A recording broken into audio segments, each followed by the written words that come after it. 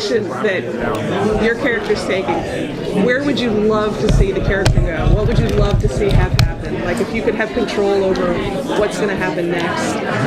I'd love to see, whatever they come up with is going to top whatever,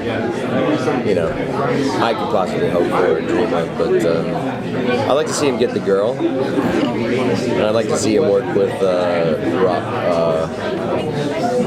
I'd like to work with Raul every single episode. I'd love to see Blaine and Robbie. Blobby? What do we call ourselves, Raul? Blobby? Rain. Hashtag rain. It's my favorite hashtag of the show. Get the girl.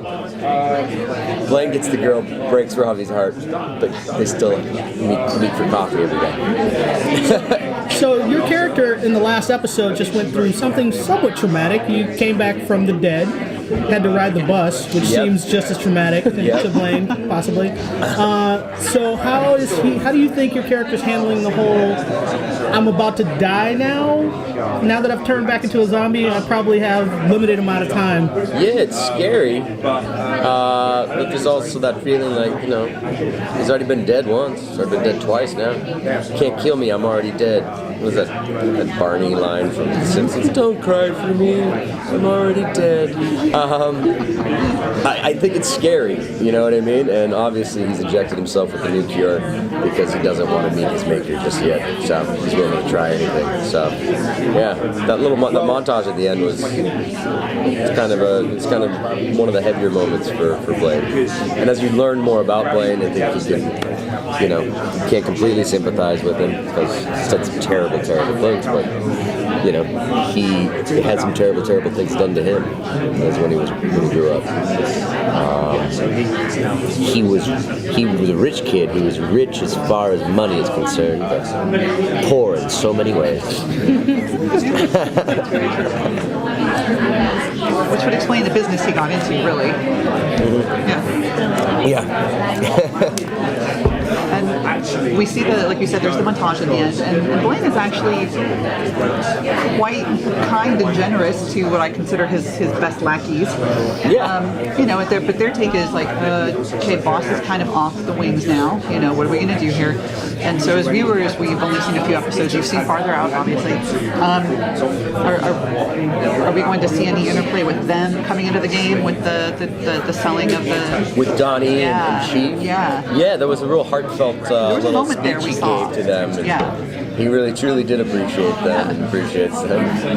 They've been this kind of wonderful trio running the Shady Fox brain business, and I love that Rob fell in love with Bryce, his brief moment as Scotty last year, brought him back like full time because it's just fantastic.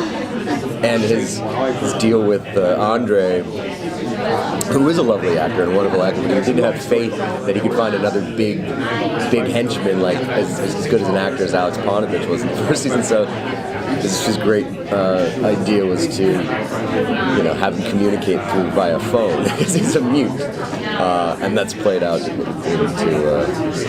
a wonderful effect this season. To answer your long story short, yes, there'll be a lot more Chief and Donnie and Blaine. Well, because they're really the only ones he can trust at this point. Yeah, definitely true. I mean, unless you consider his trust of Liv and Major and the other good guys on the show, right? But I think he's got this sense of all alone in the world. He's burned every bridge. He burned bridges before he's even crossed them. So, yeah. How do you think Blaine would deal with an actual enemy in Liv? Like, you guys have kind of skirted it where you're not friends, you have like a really weird alliance happening, but what if it actually, who do you think would come out on top, I guess, if you actually had to really go against Liv? Well, seeing as how Rose is number one on the call sheet and the star of the show, I'm going to guess Liv would come out on top. That's too easy, come on. In terms of character development, where can we see your character